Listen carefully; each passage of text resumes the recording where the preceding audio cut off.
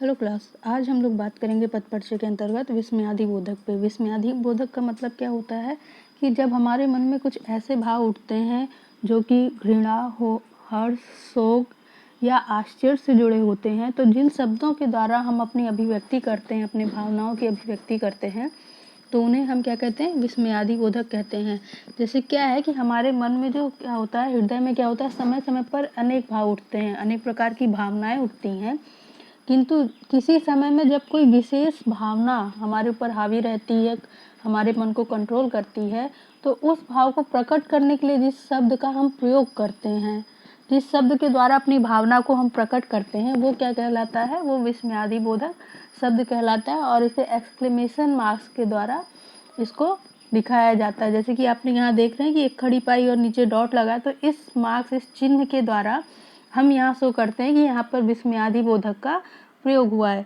अब यहाँ पे दिया है कि इसकी परिभाषा एक बार देख लेते हैं। इसकी परिभाषा दी है कि जो सब विस्मय, शोक, हर्ष, घृणा, प्रशंसा, भय, लज्जा, ग्लानि, तिरस्कार आदि मन में उत्पन्न होने वाले भावों का बोध कराते हैं, तो उन अव्यय शब्दों को विस्मयादि बोधक कहते हैं और इन्हें द्योतक भी कहा जाता है। तो हमारा मन जो होता है वो समय समय पर परिस्थिति अनुसार हमारे मन के भाव बदलते रहते हैं, और इन्हीं भाव को प्रकट करने के लिए हम इन अव्यय शब्दों का प्रयोग करते हैं। इसके बाद के चैप्टर में जब आप रस पढ़ेंगे, तो रस जो हमारा क्या होता है, वो सेंटिमेंटल होता है, भावनात्मक हमारी जो क्रिया होती है, भावनात्मक अंदरूनी क्रिया होती है, उसको हम रस के द्वारा प्रकट करते हैं, और उसका प्रयोग जब काव्य या शास्त्र में कर लिया जाता है तो वो रस कहलाने लगता है। लेकिन यहाँ पर ये रस की परिभाषा नहीं है, ये केवल हमारे मन को प्रकट करने वाले पद हैं, शब्द हैं, इनकी हमें व्याख्या करनी होती है दिए गए पद के अनुसार। और इनको किस प्रकार से हम पहचानते हैं, देखिए यहाँ पर दिया है कि हमारे मन में इस प्रकार से अगर देखा जाए तो 10 प्रकार के हमारे मन में भाव होते हैं, और इन 10 प्रकार के भावों को क्या किया गया है, इनको 10 प्रकार से क्या किया गया है, यहाँ पर बांट दिया गया है। जैसे देखिए पहला दिया विस्मय बोधक यानी आश्चर्य, यानी किसी भी नई चीज को देखकर या किसी भी घटना को देखकर, किसी भी सुंदर चीज को देखकर, जैसे कि जादू वगैरह को देखकर जब हमारे मन में आश्चर्य उत्पन्न होने लगता है, हमारे मन में एक अलग तरह की भावना आने लगती है, सहसा हम अत्यधिक प्रसन्न और कंफ्यूजन दोनों की इसमें भावना होती है। आश्चर्य में क्या होता है, हम प्रसन्न तो होते हैं, लेकिन साथ में क्या होता है, उसमें कंफ्यूजन भी हमारे साथ, भ्रम की स्थिति भी होती है। अच्छा क्या ऐसा भी है, लेकिन हम अंदर से खुश भी होते हैं। जैसे सरप्राइज मिलता है, उस समय क्या होता है, हम खुश तो होते हैं लेकिन कंफ्यूज भी रहते हैं, अरे ऐसा कैसे हो गया। तो ये चीज हमारे किस में आती है, विस्मयादि बोधक में आती है। जैसे देखिए दिया है अरे ओहो वाह। उसके बाद आपका आता है हर्ष बोधक, यानी जहाँ पर हर्ष, खुशी की भावना को व्यक्त किया जाता है जिन अव्यय शब्दों के द्वारा, उन्हें क्या कहते हैं, हर्ष बोधक। तो कभी भी अगर आपके पद परिचय में इस तरह के शब्द आते हैं, तो आपको इस तरह से इनको डिफाइन करना होगा, उनके आगे लिखना होगा कि वो हर्ष बोधक है, विस्मयादि बोधक है, शोक बोधक है कि घृणा बोधक है। उसके आगे आपको ये डिफाइन करके लिखना पड़ेगा, ताकि आपको वहाँ पता चल सके कि वहाँ पर विस्मयादि बोधक का कौन सा प्रकार है। तो इसको 10 प्रकार में बांटा गया है। पहला मैंने बताया है आपको विस्मयादि बोधक, दूसरा है हर्ष बोधक, तीसरा है शोक। शोक का मतलब जानते हैं, मतलब जिसमें हम अपने दुख को प्रकट करते हैं, जिन शब्दों के द्वारा अपने मन के दुखों को प्रकट करते हैं, वो हमारा क्या कहलाता है, वो शोक बोधक होता है। फिर होता है घृणा बोधक, जहाँ पे हमें किसी से घृणा होती है, हेट होता है, उसको प्रकट करने वाले, या किसी भी चीज को मन में बुरी भावना आनी शुरू हो जाती है, तो वहां पर क्या हो जाता है, वहां घृणा बोधक, विस्मयादि बोधक होता है। देखिए घृणा बोधक का क्या, छी, राम राम, धिक, हट, थू थू। फिर है आपका भय बोधक, जहाँ पर डर की भावना होती है, उसको हम क्या कहते हैं, भय बोधक। उसके बाद है आशीर्वाद बोधक, यानी किसी को आगे आशीर्वाद देना, आशीष देने की भावना जहाँ होती है, वहाँ पर आपका होता है आशीर्वाद बोधक। फिर है आपका अनुमोदन बोधक या स्वीकृति बोधक, यानी जहाँ पर हम किसी बात को एक्सेप्ट कर रहे हैं, किसी की बात से एग्री हो रहे हैं, उसके लिए वहाँ पर क्या प्रयोग किया जाता है, स्वीकृति बोधक, विस्मयादि बोधक का प्रयोग किया जाता है। यहाँ जो शब्द दिए गए हैं इनको ध्यानपूर्वक देख लीजिएगा, क्योंकि इसी से आपको पहचानने में आसानी होगी कि ये कौन सा प्रकार है विस्मयादि बोधक का।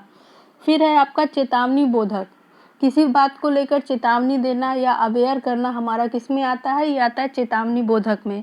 फिर है आपका संबोधन बोधक, जहाँ पर बुलाने के लिए किसी के लिए प्रयोग किया जाता है, वहाँ पर आपका क्या होता है, संबोधन बोधक। संबोधन का मतलब क्या होता है, जब हम किसी व्यक्ति को संबोधित करते हैं यानी बुलाते हैं बात करने के लिए, तो वहाँ क्या हो जाता है, संबोधन बोधक विस्मयादि आपका अव्यय हो जाता है। ये आपका विस्मयादि बोधक पद परिचय हो जाएगा।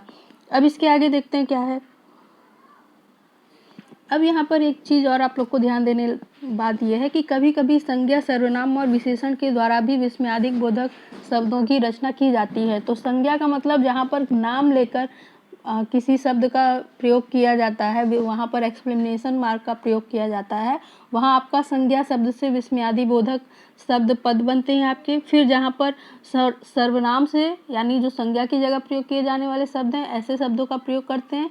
और फिर आपका है विशेषण। तो ध्यान देने वाली बात यह कि आप पहचानेंगे कैसे, क्योंकि आपको पहचानना है इसको, तो इसको पहचानने के लिए क्या होगा कि हर संज्ञा शब्द के बाद विशेषण और सर्वनाम के बाद वहाँ पर एक्सप्लेनेशन मार्क लगा रहेगा, विस्मय बोधक चिन्ह आपका लगा रहेगा, जिससे आपको उसको पहचानने में आसानी होगी। देखिए जैसे यहाँ दिया संज्ञा के रूप में राम राम, हरे हरे, शिव शिव, तो ये लोग क्या है, किसी का नाम है, यहाँ पर किसी देवता का नाम है, उसके लिए यहाँ पर इसका प्रयोग किया गया है। फिर सर्वनाम का क्या, कौन, आप, और विशेषण का अच्छा, सुंदर, भला, और क्रिया के रूप में चल, हट, जा, आओ। तो ये क्रिया का रूप क्या है, क्योंकि यहाँ पर क्रिया की बात की जा रही है, कार्य करने की बात की जा रही है। तो इससे क्या किया गया है, यहाँ पर विस्मयादि बोधक शब्दों का, विस्मयादि बोधक अव्यय का निर्माण किया गया है। एक बात और आप लोग को ध्यान देने वाली है कि एक चीज़ और आप लोग की होती है जिसे आपको बताना होता है, निपात। निपात होता क्या है, निपात का मतलब होता है कि ऐसे अविकारी शब्द जिनका कोई अर्थ नहीं होता है, किंतु वो शब्दों के बाद में जोड़े जाते हैं और उन्हें प्रभावशाली बनाने के लिए उनका प्रयोग किया जाता है। प्रभावशाली बनाने के लिए यानी कि अपनी बात में जोड़ देने के लिए जिन शब्दों का प्रयोग किया जाता है वो हमारा क्या कहलाते हैं, निपात कहलाते हैं। जैसे कि आपका देखिए स्वीकृतिवाचक, हाँ, जी हाँ। जैसे मान लीजिए आपसे किसी ने कहा तुम्हें मेरी बात समझ में आई, तो आपने कहा जी हाँ, तो आपने यहाँ पर जी पर यहाँ पर जोड़ दिया है, अपनी बात को प्रभावशाली ढंग से रखने की कोशिश की है, तो यहाँ ये क्या हो जाएगा, निपात हो जाएगा। दूसरा आपका होता है प्रश्नवाचक, क्या, क्यों, कैसा, कब, कितना, किस लिए। जैसे किसी ने कहा जाके 2 किलो चीनी ले आओ, तो आपने क्वेश्चन किया लेकिन उसको जोड़ देते हुए बोला किस लिए लाएं, तो यहाँ पर आपका क्या हो जाता है, यहाँ पर आपका निपात हो जाता है। उसके बाद निषेधवाचक आपका निपात क्या होता है, ना, नहीं, मत। और अवधारक मतलब होता है मात्रा के अनुसार बात करना, ही, भी, तो, भर, मात्र।